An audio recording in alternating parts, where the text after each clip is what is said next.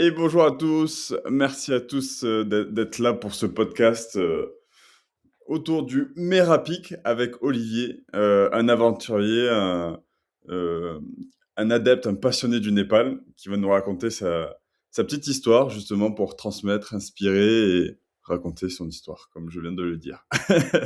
Donc, Olivier, je te laisse te présenter. Eh ben bonjour, Olivier, 56 ans, je le fais très académique, hein. C'est parfait. Non, voilà, je suis un ancien sportif, un ancien coureur à pied. J'ai plus de 30 ans d'expérience de course à pied derrière moi. Actuellement, je suis praticien en hypnose, praticien en technique d'optimisation du potentiel. C'est une méthode qui a été créée dans les années 90 par le docteur Edith Perrault-Pierre, qui est reconnu dans le monde des armées et maintenant développée dans le monde de l'entreprise et entre guillemets, dans le civil. Et je suis instructeur Oxygen Advantage et également instructeur et coach en thérapie par le chaud et le froid, dont on a fait l'expérience il n'y a pas si longtemps que ça. C'est comme ça qu'on s'est rencontrés, moi et Et Olivier. en dehors de ça, je suis un passionné de sport, de défis un petit peu extrêmes, entre guillemets. Notamment, je fais de l'alpinisme, j'ai fait le Merapic, j'ai fait 4 mois au Népal. Là, en juin, je m'apprête à partir avec mon vélo de mon canapé jusqu'au Cap Nord, en faisant à peu près 4500 km en vélo en autonomie. Et histoire de lancer ma prochaine activité de coach en thérapie par le froid, symboliquement pour aller se baigner dans l'Arctique. Et surtout, j'ai un gros projet en 2027, c'est de faire l'Everest et de trouver des sponsors. Incroyable. Voilà pour la petite présentation. Ah, bah, j'adore, j'adhère à tout ce que tu dis. L'aventure, ça me passionne également de réaliser des petits projets. Et je suis sur la même direction que toi, j'ai envie de dire, mais à plus petite échelle peut-être. Ah, L'Everest, c'est c'est que chaque exploration, chaque aventure commence toujours par un petit pas, un premier pas, hein. exactement, tout à fait. Du coup, on en revient à la première question. Merci beaucoup de cette présentation, Olivier. Euh, Comment t'es venue cette idée de faire ce Merapic ou faire ces ascensions-là au Népal? Alors, au Népal. Alors c'est parti. Je vais refaire un petit rebond dans l'histoire. En fait, en 2018, en janvier 2018, j'ai eu un accident de ski. Je me suis fait le ligament croisé et j'ai eu une rééducation qui aurait dû normalement durer 4 mois. Elle a duré 8 mois avec des complications. Donc j'ai eu le temps de ruminer sur mon canapé pendant un petit moment parce qu'en fait ça a mis un coup d'arrêt en fait à ma pratique de la course à pied. Je faisais plus de la course à pied depuis plus de 30 ans et j'ai retrouvé une vieille revue qui parlait du Népal, des treks au Népal et tout ça. Et sur mon canapé pendant ma convalescence, j'ai commencé à me dire ah bah ça serait peut-être cool en sortie de crise entre guillemets que je parte en 2019 faire le trek du camp de base de l'Everest en le faisant sur la voie noble, entre guillemets, celle qui avait été faite par la première expédition de l'Everest, en partant de Jiri et ensuite de rejoindre le camp de base à pied. Donc, ça m'a fait à peu près une vingtaine de jours de marche. Et en fait, c'est quand je suis arrivé au camp de base de l'Everest, quand je me suis posé, enfin, j'ai regardé juste en fait cette magnifique montagne imposante juste devant moi, je me suis dit, et un truc qui m'appelle. J'ai envie de découvrir, déjà, j'avais découvrir le Népal, mais en fait, j'avais envie de me lancer dans un autre défi sportif en me disant, je ne peux plus courir, je peux marcher, je peux gravir. Et c'est comme ça que m'est venue, en fait, l'idée de m'attaquer au Merapic. Donc, ça a été un projet qui a été mûri longuement parce que, bon, en 2020, le Covid nous a un petit peu bloqué. Normalement, je devais aller faire un trek avec mon frère et puis un autre ami du côté du Népal, de nouveau faire le Gokyori Lake. Et comme ça, c'est pas fait. 2021, encore une fois, le confinement, j'étais parti pour faire l'Aconcagua, et sauf que les frontières étaient fermées. Donc, j'ai réussi à changer mon billet et à contacter mon guide que je connaissais au Népal et lui dire, écoute, est-ce que tu pourrais m'organiser quelque chose en fin d'année? Il me dit, bah, si tu veux, j'ai le Merapic. Et je lui dis, OK, feu, je suis partant. Je suis parti au mois de décembre 2021 pour faire le Merapic. Voilà un petit peu l'histoire de la genèse, en fait, de ce projet et des autres Énorme. après. Énorme, mais du coup, ça vient pas. En fait, c'est l'opportunité que ton guide t'a offert, finalement. T'avais pas plus regardé le Merapic que ça, finalement. Alors, je regardais les sommets, mais moi, dans mon idée, je commençais déjà à envisager des 8000 et autre chose. Tu sais, le rêve, en fait, mais après, je me suis dit, en fait, ça part d'un double constat.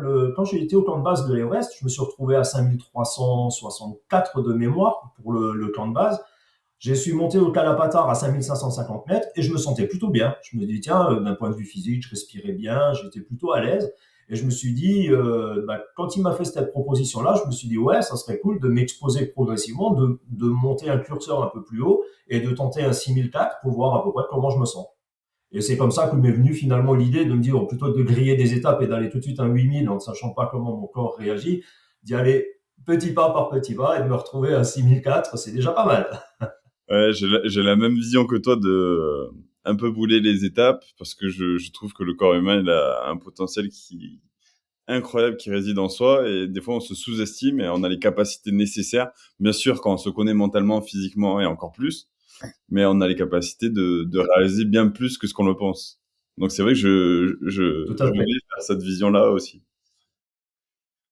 Après, il faut quand même prendre en compte que quand on commence à rentrer dans de la très haute altitude, à partir même de 5000 mètres, il y a quand même des adaptations physiologiques, même si on a le mental. Après, c'est le corps aussi qui nous parle, c'est important à le prendre en compte aussi. Ouais, c'est clair, c'est clair, c'est clair. Et du coup, l'intention, le pourquoi du Merapic, c'était vraiment pour ce Et ben, palier le de... pourquoi du, le pourquoi du Merapic, c'était justement de voir comment mon corps réagit à la haute altitude, comment je tolère l'altitude, la raréfaction de l'oxygène, et voilà, de me dire, ok, c'est un step en plus, et j'apprends à me connaître, parce que bon, le Népal, c'est quand même pas un terrain qui est vraiment très très plat non plus, tu vois, donc c'était l'histoire de voir comment réagit mon corps, c'était vraiment ça, et puis bien évidemment, il y a toujours le petit défi sportif derrière, en se disant, allez, je me pousse un peu les limites, je repousse un petit peu. Et parce qu'il y avait une intention de monter ton idole là-haut, non? Si je me rappelle bien, tu m'avais Et raconté. je garde toujours un peu, voilà, il y avait toujours en coin de mire l'Everest avec, voilà, cette montagne, c'est le plus haut sommet du monde. Et puis, donc ouais, il y a toujours ce point de mire. Et en plus de cela, il y a quelqu'un qui t'accompagne, toujours avec toi. Oui, ouais, ma mascotte, Captain Igloo. Mascotte. Tu l'as? Ah ouais, bien sûr. Attends, je la récupère juste. Alors, Il est de tous les sommets maintenant, le Captain Igloo. Et d'ailleurs, tu vois, il est népalais, il est devenu népalais. devenu Népalais. Énorme. Ah oui, oui, lui, il a la chance de voyager, de parcourir le monde et d'avoir fait quelques sommets aussi à son actif. Il a fait combien de sommets? Eh ben, il en a pour là, à son actif, il a les Alpes et il a 4 sommets, 4 sommets, waouh, dont incroyable. un 7134. Il a survécu hein, au manque d'oxygène. Et il est toujours là et a priori, il a l'air en bonne forme. Énorme, énorme, énorme. Hmm, pour revenir au Merapic, l'ascension a duré combien de temps? Alors j'ai regardé, je me suis replongé un peu dans mes trucs. On l'a fait en 17 jours en tout. En 17 jours? Ok. Entre le, entre le moment où je suis arrivé à Katmandou, la journée de récupération entre guillemets, et ensuite le lendemain de repartir sur l'aéroport de Lukla, et de Lukla jusqu'au camp de base et l'ascension et tout ça, on a mis 17 jours. D'accord. Et au sommet, combien de jours? Jusqu'au sommet? Alors le sommet, en fait, on est arrivé à Carré, c'est comment dire, Carré, c'est le dernier lodge juste avant le camp en haute altitude. On est resté 3 jours, le temps de faire l'acclimatation du corps et ensuite de faire l'ascension, quoi. Ça a été relativement rapide, hein, malgré tout. J'ai regardé un petit peu la progression qu'on a eue, c'était assez rapide malgré tout. D'accord. Après, il faut dire que le guide avec qui j'étais, c'était celui que j'avais rencontré en 2019. Déjà, je l'avais surnommé Speedy Angdawa parce qu'il avait tendance à considérer que j'avais plutôt la forme. Donc, lui, il fallait marcher, marcher, marcher, tu vois, et marcher vite. Donc, à un moment, j'étais obligé de le freiner. J'ai dit, eh oh, j'ai dit, attention, j'ai dit, là, on part quand même sur la haute altitude. J'ai dit, j'ai pas votre rythme, j'ai pas 4 poumons et 2 cœurs, hein. Énorme. Et tu as ressenti le manque d'oxygène à partir de quelle altitude? Alors, étonnamment, et je veux pas paraître prétentieux en disant, mais j'ai pas eu de problème avec ça. Ça a Parfait. été vraiment autant en 2019, la toute première nuit que j'avais passée à Gorakchep, donc c'est juste le lodge qui est juste avant le camp de base. J'avais passé une nuit un peu bizarre, mais finalement, la respiration en haute altitude, je la ressens pas vraiment. J'ai cette chance-là et c'est voilà. C'est d'ailleurs pour ça que je pense qu'on en avait parlé là quand on s'était rencontrés, que je voulais faire un 8000 sans oxygène. Je voulais faire le Manaslu l'année dernière justement pour voir, me tester, voir les limites de mon corps et de voir si effectivement il est capable de s'adapter à plus haute altitude, non plus sans oxygène. Là, ma plus haute altitude où j'ai été, c'est 7134 au Kirghizistan et bah, je me sentais bien, je respirais vraiment bien, donc à l'aise. Donc voilà, c'était pour moi l'occasion de me tester. Donc pas de mal aigu des montagnes, ça n'existe pas chez toi. Alors, rien de tout ça, je touche du bois. Alors, en sachant que il paraît, alors s'il y a des études médicales qui disent que logiquement, lorsqu'on n'a pas fait de mal aigu des montagnes pour les premières fois, notamment en 2019 quand je suis monté au camp de base de l'Everest, logiquement le corps garde une certaine mémoire. Mais il faut prendre ça quand même avec des pincettes parce que du jour au lendemain, tu peux très bien aller en montagne et te faire un mal aigu et tu sais pas pourquoi. Et il n'y a pas d'explication scientifique. Ça. Mais jusqu'à présent, avec Captain Hugo, on a été préservé. Est-ce que tu as eu des étapes qui ont été difficiles? Je sais que tu me les as racontées, mais là, c'est le moment de pouvoir le raconter au grand public également. Celui-là, je me suis replongé un peu dans mes notes et effectivement, aux alentours du 4 décembre et du 5 décembre, on avait deux grosses étapes avec énormément de dénivelé. Et ce qui s'est passé, c'est que je suis tombé malade.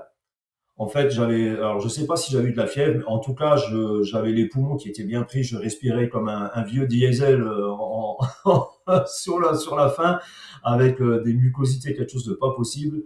C'était vraiment terrible parce que c'était la journée où j'ai eu vraiment deux grosses journées en tout cas où le dénivelé était important. On a marché 8, j'ai repris mes notes, je crois que c'était 8 ou 10 kilomètres. Ouais, c'est ça, avec un dénivelé de plus de 1000 mètres de dénivelé positif et 500 mètres de dénivelé négatif. Et en fait, les montées, le Népal, en fait, les Népalais, ils s'amusent à dire que c'est le Népali flat. Tu sais, le Népal, le N du Népal, c'est up, down. C'est ce schéma. Et c'est vrai que ça a été très, très dur. Et là, je tournais sur allez, je vais dire sur un demi-poumon et ça a été vraiment très, très dur. D'ailleurs, à un moment sur l'étape, j'ai craqué. Je me suis arrêté. J'ai dit, c'est journée de merde. J'ai qualifié ça sur ma vidéo. C'était journée de merde. Et oui, parce que tu as une chimie. Et j'ai eu la bonne idée. J'ai eu la vraiment. Ouais, j'ai ma chaîne Mental d'altitude où j'ai mis quelques vidéos par rapport à ça. Voilà, pour ceux qui veulent, Et donc, ce jour-là, là, le 5 décembre, hein, pour ceux qui veulent venir te suivre ou regarder, ben voilà, c'est le moment de se replonger dans les étapes merveilleuses de Olivier durant le Merapic. ah bah, ouais, c'est ça. Bah, s'ils regardent la vidéo du Merapi qui est en ligne, à un moment, ils vont voir fucking days. Ils vont comprendre que c'était pas ma journée et voilà. Donc oui, il y a eu quelques étapes qui sont difficiles, effectivement. Euh, et il y a aussi une étape où ça a été plus difficile au niveau des mains, des extrémités également, que tu m'avais raconté. Alors, l'activité, c'était surtout pendant la phase de l'ascension. C'était le 10 décembre. Ça a été compliqué, mais je pense qu'on en reparlera un peu plus tard sur le volet ascension. D'accord, parfait. Euh, Mais oui, oui, oui. au niveau de En la... fait, Vas-y, je t'en prie. ouais. Non, je disais, j'ai choisi de faire l'ascension au mois de décembre. Et généralement, le mois de décembre au Népal, c'est aussi là où les températures sont bien plutôt fraîches, voire très négatives, tu vois. Donc, c'est ce qui explique aussi après l'enchaînement sur les mains et voilà tout ce qu'il y a eu, quoi. Bien sûr. Au niveau de la nutrition, c'était bon, il y avait assez, t'as perdu du poids, t'as gagné du poids. Est-ce que ça te donnait assez d'énergie? L'eau également, on peut parler de l'eau, la fameuse eau du Népal. La fameuse eau. Alors, gagner du poids en montagne, non. Vu l'effort qu'on fournit en fait tous les jours, on perd énormément de poids. Moi, je suis rentré là sur celle-là, je pense que j'avais perdu 15 kilos. Ce qui est quand même énorme. Quand mon gabarit, je fais à peu près 82 kilos. Ça dépendait en début de saison ou en fin de saison, hein, après les raclettes de l'hiver et tout ça. Mais voilà. Et donc, tu perds beaucoup de poids parce que déjà, l'altitude te fait consommer beaucoup plus. Hein, tu as une ventilation, un effort physique qui est multiplié, enfin, l'effort est démultiplié à cause de la raréfaction de l'oxygène et tout ça. Et donc, après, il faut aussi savoir que, et c'est un conseil qu'on m'avait donné en 2019, c'est à partir du moment où tu commences à aller monter en altitude, il faut plus manger de viande. Parce que la viande, elle est charriée à dos d'homme et elle n'est pas réfrigérée. Donc, ça risque d'avoir des problèmes gastro-intestinaux et c'est plutôt pénible pour pas dire autre chose quand on fait surtout de l'alpinisme, quoi. Après, donc je suis devenu végétarien. Donc mon alimentation, c'était essentiellement le midi. Bah, moi, c'était un petit rituel que mon guide il connaissait bien. D'ailleurs, c'était deux œufs durs et puis un thé. Ça, c'était le repas de midi, tu vois. Et le soir, généralement c'était du riz ou des pâtes avec un petit peu de fromage, mais c'était essentiellement des choses comme ça, de la soupe avec de l'ail. Mais tu vois, c'était une alimentation qui n'était pas très très variée, quoi. Est-ce que c'était assez, du coup? C'était pas assez, selon toi? Oui, oui, les plats sont plutôt bien servis dans les loges. Ils savent qu'ils te servent des belles assiettes bien remplies, quoi. Donc, ça cale l'estomac, mais après, il manque le côté protéines. Ça, c'est vrai que c'est quelque chose qui manque un peu. Et c'est pour ça, d'ailleurs, que derrière, on perd du poids aussi, parce que, ben, il y a plus de sucre, hein, il y a plus de chocolat, les barres chocolatées, enfin, toutes les cochonneries qu'on pourrait manger. Là, il y en a plus. D'accord. Et là, tu as perdu 15 kilos en 17 jours, c'est ça? Non. Ah ouais? Ouais, ouais. Waouh. Ok. Ah oui, oui, ouais. Celui que j'avais interviewé Et puis, précédemment, Léo, il a perdu 7 kilos, mais lui, c'était pendant tout son séjour au Népal, donc pratiquement 2 mois, un mois et demi. Un mois et demi, d'accord. ouais. Donc, Ben, je pense que bon, le fait aussi d'avoir été malade, donc c'était un peu plus compliqué pour moi, tu vois. Donc il y avait ça, il y avait le fait que je me sois mis sous antibiotiques, il y a la dépense énergétique. Moi, je transpire beaucoup. Et justement, tu me posais la question par rapport à l'eau. Il faut quand même garder à l'esprit que quand on veut faire de la haute montagne, il faut boire énormément. Il faut boire entre 3 et 5 litres d'eau par jour waouh, c'est énorme.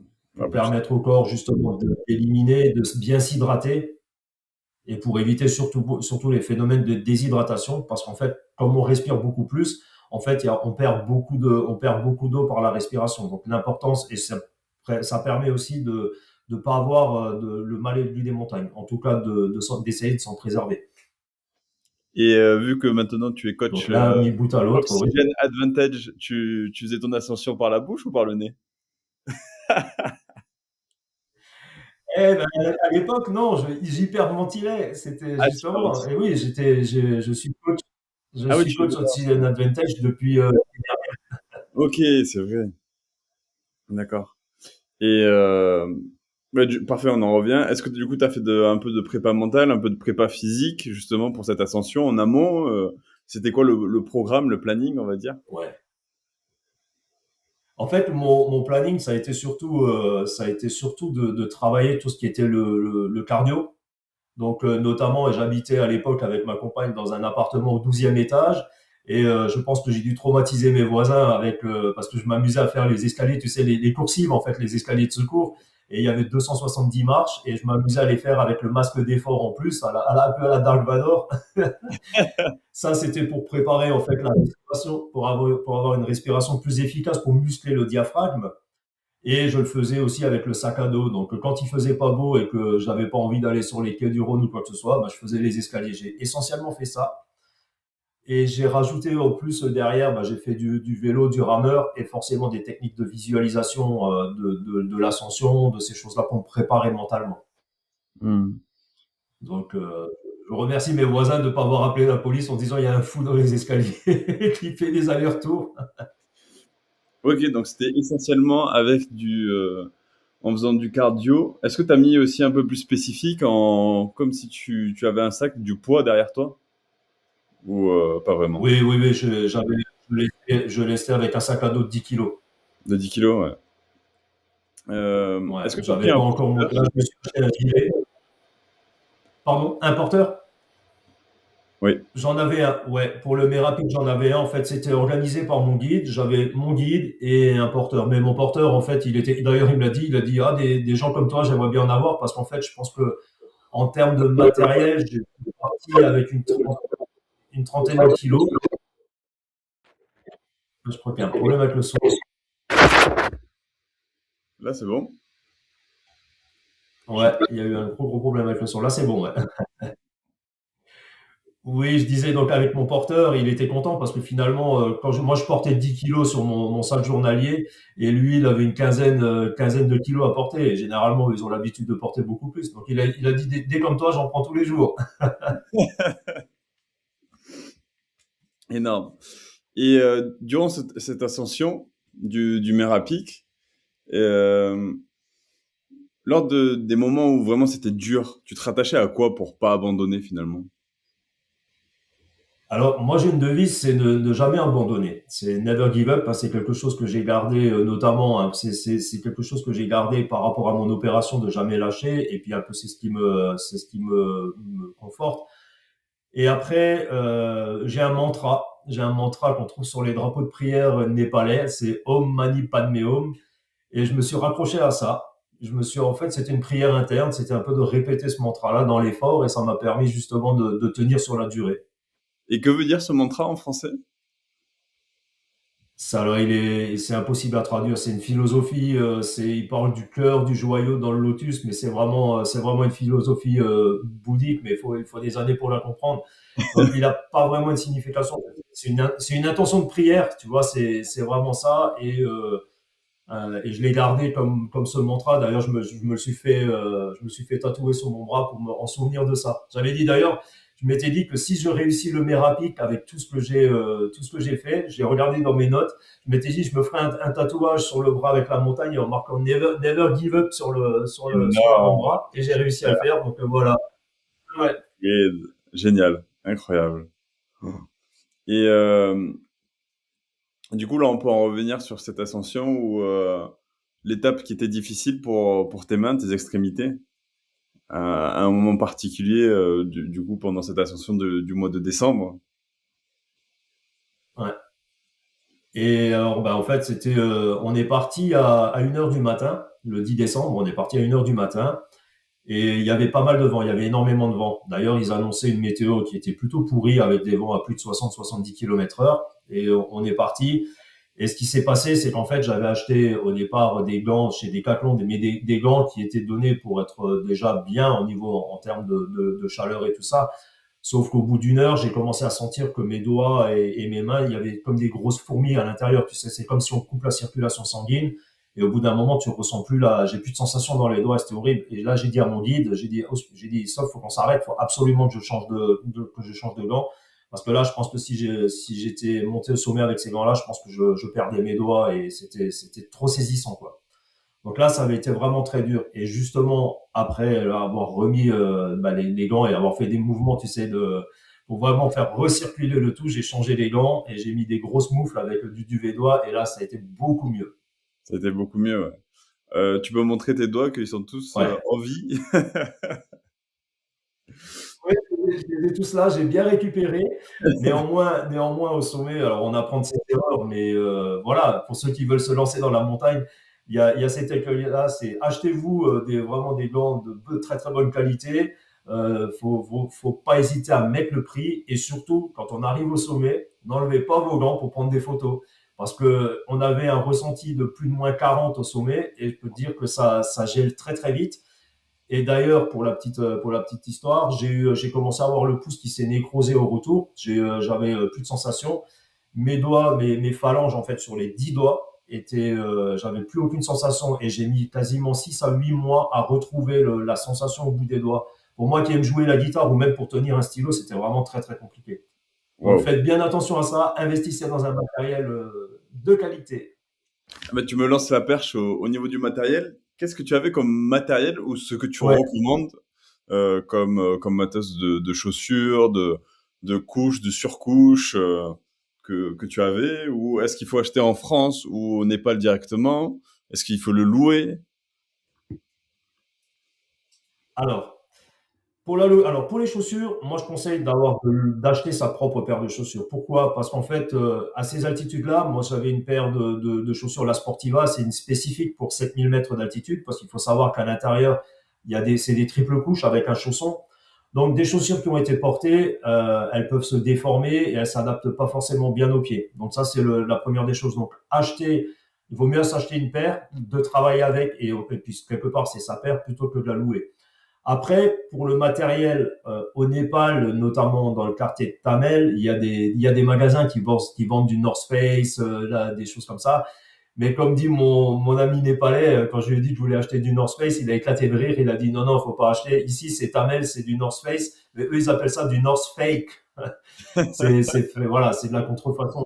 Donc, voilà. Donc là, c'est pareil. Alors après, acheter des surchaussures ou des chaussons en duvet d'oie pour être dans la tente le soir, il n'y a pas de problème de qualité avec du duvet d'oie. Mais sur des vêtements techniques, il vaut mieux les acheter sur des sites, des sites connus, tu vois, style Millet, La Sportiva, enfin voilà, The North Face, il y a plein de marques, mais il vaut mieux acheter des affaires de qualité.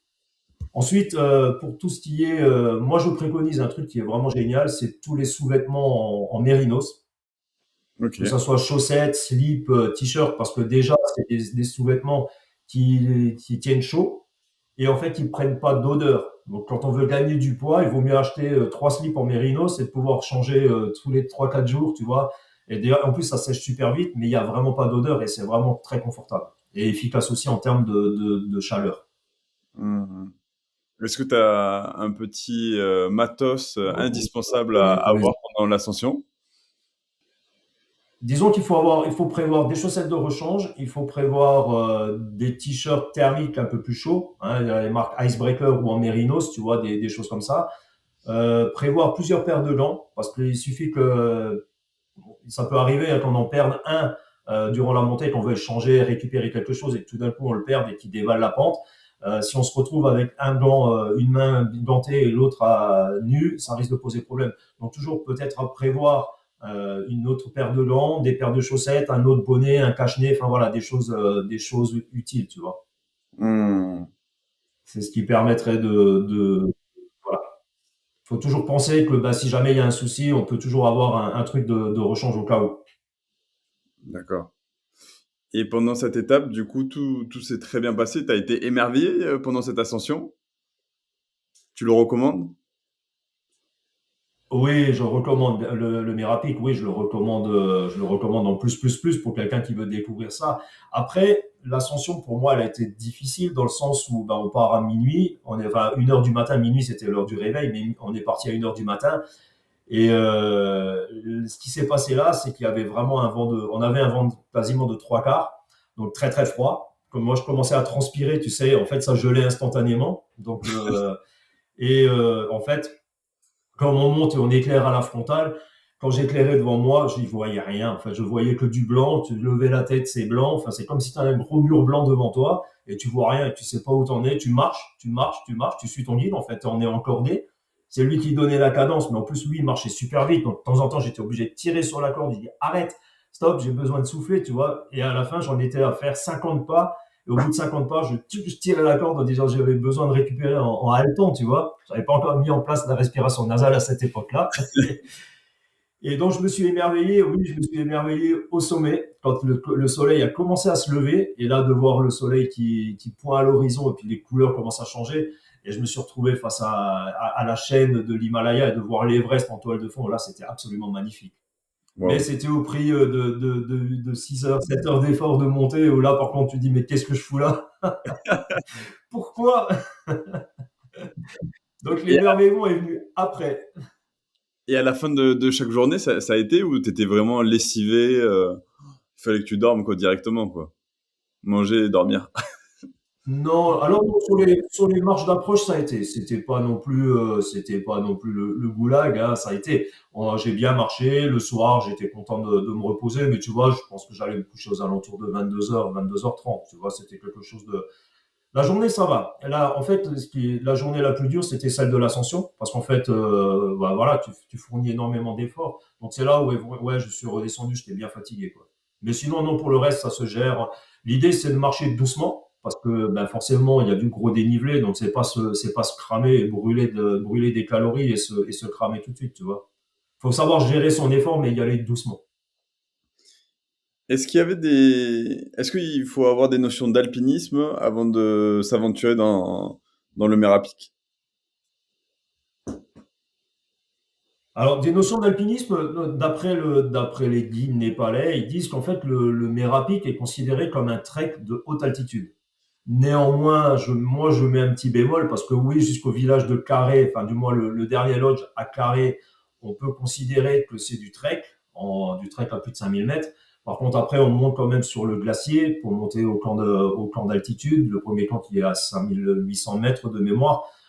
Il faut être encordé, il faut savoir cramponner, il faut savoir marcher avec des crampons parce que quand on n'a pas l'habitude, on a vite fait de s'en mêler ou de marcher sur son pantalon, de s'accrocher dessus et ça risque, voilà. Donc, avoir quelques notions, c'est toujours mieux. Savoir s'équiper avec un baudrier, savoir utiliser un descendeur, savoir faire un nœud d'huile, ou savoir comment s'encorder, tu vois, ou progresser avec le piolet sur un glacé, c'est quand même mieux de le faire et d'apprendre ça avant. De pas le découvrir, c'est faisable, hein, mais c'est toujours mieux d'anticiper ce genre de choses et de travailler un petit peu ça, quand on veut se lancer dans ce genre de projet. Hum. Est-ce qu'il y avait des notions à savoir avant cette ascension ou oui, des notions ou des choses à savoir avant de grimper ou que ou que tu aurais, pardon, aimé qu'on te fasse part? Alors disons que moi je m'étais intéressé beaucoup à la montagne. Donc si tu vois derrière dans mon étagère, tout en haut là, c'est que des livres sur la montagne, sur vraiment toute l'étagère du haut, c'est que des livres et j'ai notamment une grosse documentation médicale. Donc en fait, et j'avais aussi l'expérience de 2019 sur le mal aigu des montagnes. Donc je savais, j'avais préparé par exemple ma trousse à pharmacie avec du Diamox au cas où, si jamais c'est le Diamox, c'est un médicament qui te permet justement de prévenir, tu peux le prendre en prévention ou de traiter le mal aigu des montagnes en sachant que le mal aigu des montagnes, c'est quelque chose d'insidieux par rapport à ça. Il faut savoir que il faut vraiment être à l'écoute de son corps. Ça, c'est important. Pourquoi? Parce que le mal aigu des montagnes, ça peut être une fatigue excessive, une perte d'appétit. Mais quand on prend ces éléments séparément, quand on fait de la marche avec beaucoup de dénivelé par jour, ben, de la fatigue, on en a. Le mal de tête, on peut y avoir. Des troubles gastro-intestinaux, bah, quand on change de nourriture, on peut aussi se dire ça. Mais en fait, c'est tout, à chaque fois, ces éléments pris à part ne posent peut-être pas forcément de problème. Mais quand ils commencent à se cumuler les uns derrière les autres, c'est attention, gros warning, c'est peut-être le mal aigu des montagnes qui commence à arriver. Et le problème, c'est que le mal aigu des montagnes, sans jouer comment dire, les pessimistes, mais ça peut entraîner à l'œdème cérébral, pardon, ou l'œdème pulmonaire. Et si c'est pas traité rapidement, c'est la mort qui nous attend au tournant. Donc là, il faut vraiment y être vraiment attentif et de pas minimiser les choses parce que quand on se dit ouais, mal de tête, ça passera, c'est juste attention, prendre ça en compte parce que quand on est en altitude, le mal de tête, c'est pas la même que quand on est au niveau de la mer, tu vois. Donc ça, il faut vraiment être vigilant par rapport à ça. Donc Hmm. se préparer, se documenter par rapport et surtout, aller voir son médecin. Ça, j'insiste assez lourdement là-dessus de voir un petit peu, de voir comment on peut réagir. On peut faire des tests à l'hypoxie, hein, ça existe. Mais voilà, c'est d'aller consulter un médecin quand même avant toute aventure comme ça, de ce type-là. Hmm, bien sûr. Euh, alors, je regarde dans mes notes. Si j'ai pas. Ah, voilà. Si tu devais refaire cette ascension en repartant de zéro, ou une meilleure prépa, qu'est-ce que tu aurais fait? Qu'est-ce que tu as appris finalement? Alors, en repartant de zéro maintenant avec Alors, ce que j'ai appris, c'est effectivement c'est la lenteur. C'est-à-dire que moi, déjà de dire au guide de lui dire clairement ralentis parce que tu vas trop vite. Je veux dire, les Népalais, ils n'ont pas la notion. Hein, c'est des machines sur pattes. Hein, ils sont extraordinaires ces gens-là. Ils ont une puissance et une résilience à l'effort qui est juste extraordinaire. Nous, on n'est pas les mêmes, on vit pas aux mêmes altitudes et tout ça. Donc, ça serait la première des choses, c'est ça, c'est de marcher beaucoup plus doucement. En fait, et ça, je l'ai appris même sur d'autres expéditions, c'est de mettre, en fait, les Népalais disent c'est baby step, c'est des pas de bébé, c'est j'avance tout doucement. Et il vaut mieux avancer tout doucement, pas après pas, en plantant chaque crampon, tac, en y allant doucement, plutôt que de faire 50 pas rapides et tout d'un coup de mettre une minute à exploser, à hyperventiler, tu vois. Donc ça serait la première des choses à refaire. Et puis, bien évidemment, maintenant, en étant instructeur Oxygen Advantage, c'est de respirer par le nez, avec tous les bienfaits de la respiration nasale. Hmm. Hmm. Sinon, si c'était à refaire, je le referais comme je l'ai fait, avec bien évidemment bah, l'idée de bien penser aux gants et de partir tout de suite avec la bonne paire de gants. Mais sinon, pour le reste, je ne changerais pas grand-chose finalement. Ok, oui, tu étais physiquement et mentalement apte, on va dire. Ouais, ouais, ouais. Qu'est-ce que tu en as pensé de l'accueil népalais, de cette culture aussi bouddhisme essentiellement, spirituelle également? Alors, en fait, bah, ce que j'ai appris, surtout quand j'ai la première fois, mais ça date déjà de 2019. En fait, les Népalais sont adorables, sont vraiment adorables. C'est des gens qui ont peu, ils vivent avec peu, mais ils donnent tout, et ils ont toujours le sourire. En fait, au Népal, il n'y a jamais de problème, il y a que des solutions. Et ça, c'est juste extraordinaire. Tu leur demandes un truc, ils vont ah ouais, mais c'est un truc de malade. Nous, on cherche, on dit, ouais, j'ai des problèmes, j'ai des problèmes. Au Népal, il n'y a pas de problème. Il y a des solutions. Ils trouvent des trucs, c'est les géos trouvent tout, c'est des bricoleurs de hors pair. En fait, ils sont capables de faire énormément de trucs. C'est des gens juste incroyables. Et avec une générosité extraordinaire et un sourire. Moi, ce que je garde de ça par rapport même de la culture bouddhiste et tout ça, ils ont un sourire, c'est quelque chose d'extraordinaire. Et ils gardent contact, tu vois. Moi, depuis 2019, j'ai plein d'amis népalais, ils m'envoient des messages régulièrement, ils m'appellent. Enfin voilà, on se fait des visios, même s'ils parlent pas forcément bien l'anglais et pas du tout le français. Mais néanmoins, tu vois, il y a quelque chose d'amical, de friendly, comme on dit. Hein, ils sont extraordinaires. Extraordinaires. Après, Ouais. pour la culture religieuse, je sais ils m'ont appris beaucoup de choses et j'ai été visiter des temples, ils m'ont expliqué alors un peu leur respect par rapport à la nature et tout ça. Tu vois, par exemple, ils vont pas se baigner dans les lacs de montagne en haute altitude, ils respectent l'esprit de la montagne. Quand on va sur un sommet, il y a toujours une petite cérémonie, ce qu'ils appellent la puja. Ça c'est une cérémonie religieuse. C'est pour demander l'autorisation au Dieu de pouvoir accéder à la montagne, tu vois. Donc il y a vraiment une forme de respect extraordinaire. Et du coup, c'est quoi les valeurs que tu as pu retransmettre dans toi, finalement, ce que tu as vécu, ce qu'ils ont pu te faire découvrir? Ben, en fait, c'est ce côté d'être disponible, d'avoir ce côté à donner, en fait, à transmettre, parce que finalement, ils transmettent aussi.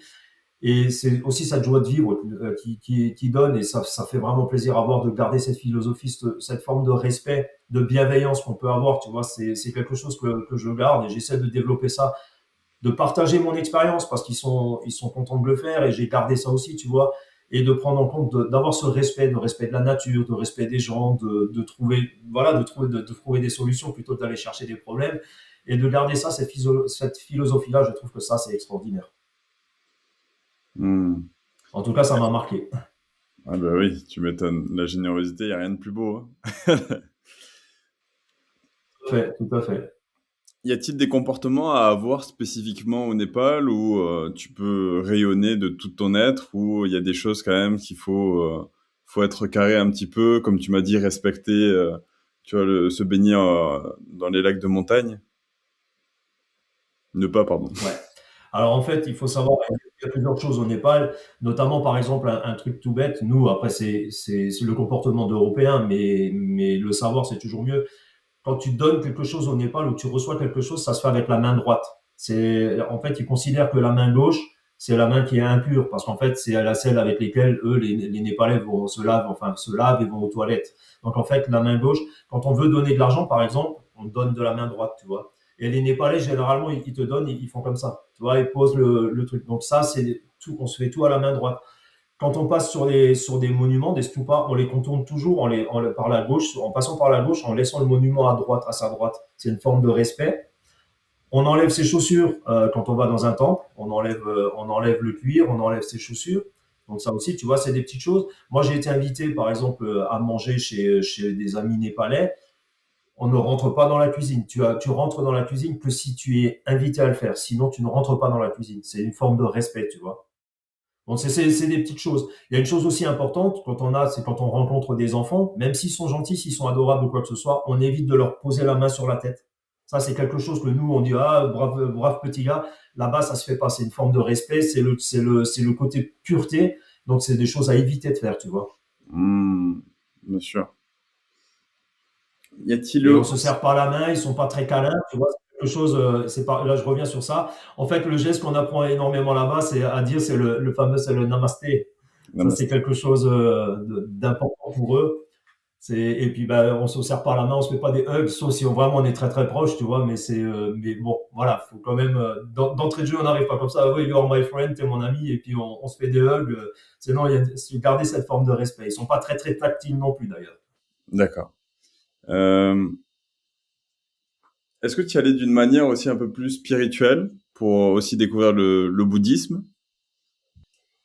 Alors, en fait, j'y ai pas été dans une démarche spirituelle mais j'ai été très attiré par la ferveur que les gens peuvent avoir. En fait, il y a des mini-temples de partout, tu vois, il y a des endroits bien particuliers avec des gros gros temples, mais partout dans toutes les rues de Tamel, il y a toujours une statuette d'une divinité où les gens viennent, font brûler de l'encens, il y a toujours des rituels. Par exemple, tu vois, le matin, un truc tout bête chez eux, c'est qu'ils prennent de la sauge ou du cyprès qu'ils font brûler. Et en fait, c'est tous les matins, les femmes se lèvent vers 5h, 5h30 pour purifier la maison, d'enlever les mauvaises énergies, tu vois.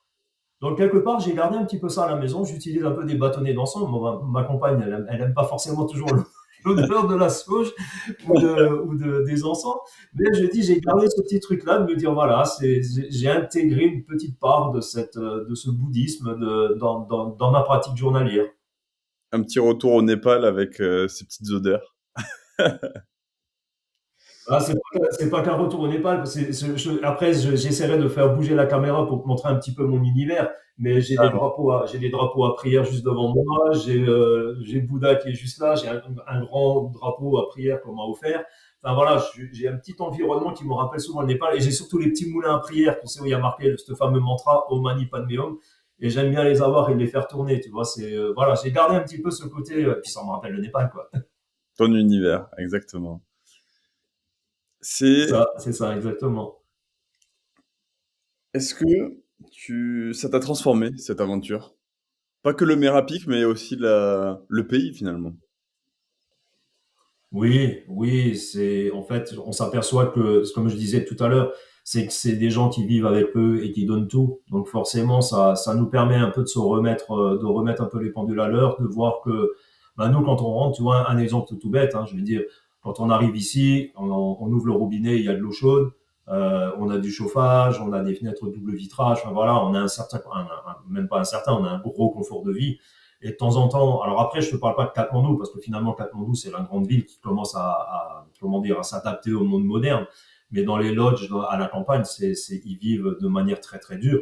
Et donc, ça permet de relativiser parfois certaines choses. Tu sais, quand tu vois des porteurs qui ont plus de 100 kilos sur le dos, et pas forcément que pour faire des expéditions, et qu'en fait, c'est leur gagne-pain, quand tu vois des papis de 60, 70 ans qui sont courbés, qui marchent sur ces chemins avec des tongs, où toi, tu as des grosses chaussures de randonnée et tout ça, et tu leur dis, en fait, ils gagnent un salaire de misère et tu les vois marcher sur ces chemins, à un moment ou à un autre, tu te dis que finalement, quand tu retournes bosser et qu'on te dit, ben non, t'es congé, il va falloir changer les horaires ou machin et ainsi de suite, où tu te dis, ça permet d'un petit peu de relativiser les choses. Tu te dis finalement, on a des problèmes de riches. Ouais. Bon, alors je généralise un peu, hein, mais de temps en temps, voilà, ça remet un petit peu les choses dans son contexte, se dire, oh, pense aux mecs qui sont tous les jours, par tous les temps, qui sont en train de carrier, c'est de porter une centaine de kilos sur le dos. Je veux dire, à un moment ou à un autre, si t'as pas eu ta demi-journée de congé ou t'as pas eu ton stylo noir et t'as un stylo rouge à la place, enfin, c'est bon, quoi. Je veux dire, c'est des problèmes de riches. Relativiser un peu et ouais, relativiser finalement. Ouais, clairement, ouais. On a beaucoup de C'est ça, confort c'est comparé à ton relativiser, ouais. pays, complètement. On s'en rend pas compte parce qu'on vit, on vit au quotidien dedans. Mais quand on rentre de ces pays-là, on se dit, bah ouais, finalement, on se dit, punaise, quel confort. On ouvre le frigo, il y a tout dedans, quoi. On va dans les supermarchés, il y a tout. Ah non, mais c'est l'abondance, c'est l'abondance. Dans les villages à plus de 4000, 5000 mètres, ils vivent, c'est rustique, hein, ils se chauffent dans la salle commune à la bouse de yak séchée, tu vois. Il n'y a pas de Hmm, bois, ils peuvent pas aller couper du bois, il n'y a pas de charbon, il y a pas d'essence qu'on met dans les poêles. Non, c'est de la bouse de yak, tu vois. Donc c'est très rural. Donc c'est là où on se dit finalement, et finalement, ils vivent avec le sourire. hmm. C'est très rustique, oui, effectivement. C'est quoi les C'est très trois rustique, ouais, valeurs effectivement. finalement Ouais. que tu en ressors du Népal ou de la montagne finalement? Trois valeurs. Bah, plutôt pour moi, c'est plutôt ouais, c'est surtout de la bienveillance. C'est d'avoir de l'empathie, de la bienveillance et puis le respect. C'est vraiment ça le plus important. Le respect de la nature, le respect des gens et le partage. Le Le partage. partage. Ça, Hmm. le soir, quand on se retrouve, tu sais, juste autour du feu, dans la pièce principale, il y a cette notion de partage, d'échange. C'est parfois, même si on parle pas forcément bien, enfin, moi, je parle l'anglais, mais les Népalais le parlent pas forcément bien. Mais il y a, tu sais, bah, il y a parfois, on se sourit, on est ensemble, juste le plaisir d'être là. Ça se traduit même parfois, tu sais, juste par un regard ou, voilà, un sourire, c'est quelque chose comme ça. Et ça, c'est hyper important. C'est vraiment Hmm. quelque chose de très important pour moi, quoi. La puissance du sourire. Tu as des lieux à Ouais, mais c'est recommander? ça, mais c'est ça. Tu sais, pardon? Je pense qu'il y a un petit décalage. Je t'en prie, vas-y.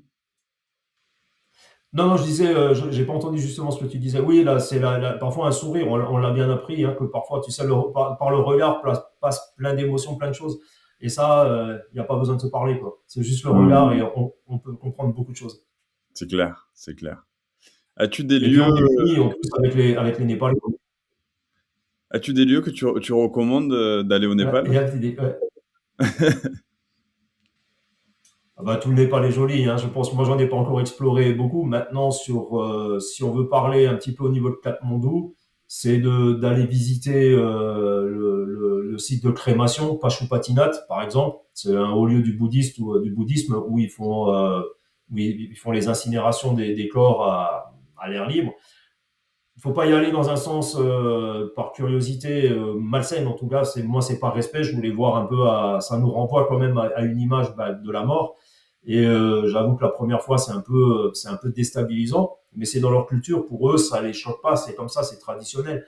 Donc là, y aller avec du respect. Après, il y a tous les temples à visiter. Il y a notamment le Swayambhunath, ce qu'ils appellent le Monkey Temple, le temple des singes, parce que bon, ça fait partie des plus gros monuments à voir, et surtout le plus gros stupa qui est à Bodhnath, par exemple, où c'est un grand lieu de pèlerinage pour les Népalais, et les alpinistes, généralement, font symboliquement au moins une fois le tour du stupa pour avoir la bénédiction, la protection du Bouddha, quoi.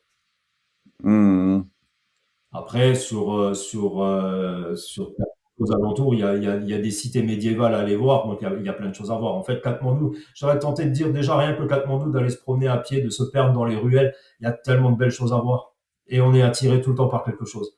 Moi, ça fait maintenant 4 fois que j'y vais, je découvre toujours encore d'autres choses, tu vois. Et du coup, ta prochaine ascension, c'est l'Everest, c'est ça? Au Népal? Si tu retournes au Népal? Alors, oui, j'aimerais bien retourner l'année prochaine au Népal pour faire l'Everest, effectivement. Ouais. Mais là, bon, je suis, comme je dis, hein, en recherche de sponsors et puis Oh, je suis sponsor, parce que ça a quand même c'est un gros budget, on en avait parlé. Hein. bien Donc sûr. voilà. Donc, mais oui, ça serait mon rêve. Après, si je retourne pas l'année prochaine pour faire l'Everest en tant que tel, je pense que j'arriverai bien à me trouver un autre sommet au Népal de nouveau. Oui, il y en a plein, hein. De toute façon, peut-être un 7000. C'est Tu as toujours cette vision un peu aussi de progressivité, d'aller un peu au-delà de ce que tu avais fait, découvrir une nouvelle atmosphère. tout à fait. Tout à fait. Bah, en fait, l'idée, ça serait si je fais pas l'Everest, qui reste le plus haut sommet du monde, j'essaierai de tenter un 8000 ou un sommet qui s'en approche ou un 7009, tu vois. Il y aura quelque chose. Mais comme je sais que toi, tu as prévu aussi d'aller au Népal, en tout cas, sache que généralement, et tu me le confirmeras ou pas, mais c'est quand on va au Népal une fois, on y retourne. J'ai laissé une partie de moi quelque part là-bas et je suis content de retrouver ma partie qui me manque, mais surtout de retrouver le Népal parce que c'est vraiment quelque chose c'est un pays moi, j'adore. T'es passionné par le Népal, la culture, le pays?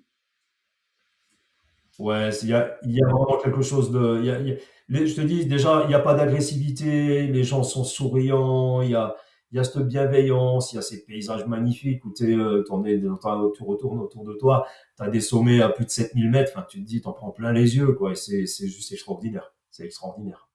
Et il y a une vie. Tu vis dans un truc, un monde décalé. Tu as l'impression d'un peu d'être hors du temps, tu sais. il y a ce retour à quelque chose qui est important pour moi, c'est ce retour à l'état de la nature, tu vois. Enfin voilà, je sais pas. Il y a un truc, il y a un truc au Népal. Mmh. Un Tiens, truc là, de cœur. là, ça me parvient, ton truc de cœur, c'est ce que tu m'avais raconté, les fameux bus avec la fameuse musique qui est abondante et en permanente restitution, j'ai envie de dire. Hmm. Ouais, alors ça, bon, ça c'est particulier. Ça c'était en 2019. En fait, c'est quand j'ai été de Katmandou jusqu'à Jiri, il y avait 190 km de bus. Donc j'étais trop content le matin quand je suis arrivé sur le parking à 6 heures du matin de voir que c'était Dolikali Express. Je m'en souviendrai toute ma vie du nom du bus. À l'arrière, il y avait des trucs climatisation, musique à bord, wifi, enfin voilà, siège inclinable pour dormir et tout. Je me suis dit, waouh, c'est cool. Ah, quand je suis monté dedans, j'ai compris que bah, c'était, oui, ça c'était valable il y a 40 ans en arrière, quand le bus était tout neuf, mais là, c'était fini. Et, Ah, ça c'était un voyage mémorable. et l'état des routes, ça a été? Ça va, t'as pas vomi? Non, Un peu des trous de poule? non. Ah, moi j'ai appelé ça à l'époque je suis en train d'écrire mon livre par rapport à ça. D'ailleurs, c'était des bumpy roads. En fait, on s'est fait secouer pendant 190 km. Le chauffeur roulait, il s'est pris pour Harry Vatanen. Et on roulait comme un malade et on passait dans des nids de poules et tout ça. C'est bien simple. Moi, j'ai eu la chance de pas être malade, mais il y avait 80% dans le bus qui vomissaient, hein. Ah ouais. Donc, ça a été les 9 heures de route les plus longues de ma vie, je te jure. Je m'en souviens de ça, je m'en souviens pendant toute ma vie. C'est marqué au fer rouge, voilà. Ce qui est l'état C'était le plus l'expérience. au Népal, c'est l'état des routes.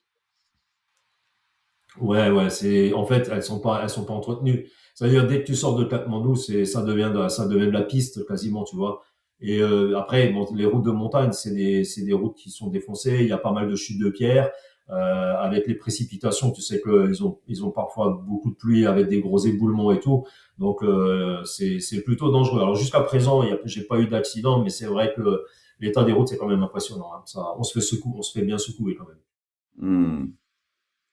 Bon, mon cher Olivier, on arrive à la fin de ce podcast. Dernière petite question. Quels seraient tes 3 meilleurs conseils Ouais. pour un débutant qui veut bah, se mettre à faire l'ascension, bah, par exemple, du Mera Peak ou autre, au Népal, bien sûr. Les meilleurs conseils, bah, ça serait justement bah, déjà consulter son médecin parce que ça c'est important, d'être à l'écoute de son corps, de bien se préparer mentalement, physiquement, c'est important et surtout, c'est de prendre son temps quand on est là-bas, de profiter. Il faut pas que ça devienne une compétition, c'est vraiment de prendre son temps et de marcher lentement. C'est vraiment ça et surtout s'hydrater.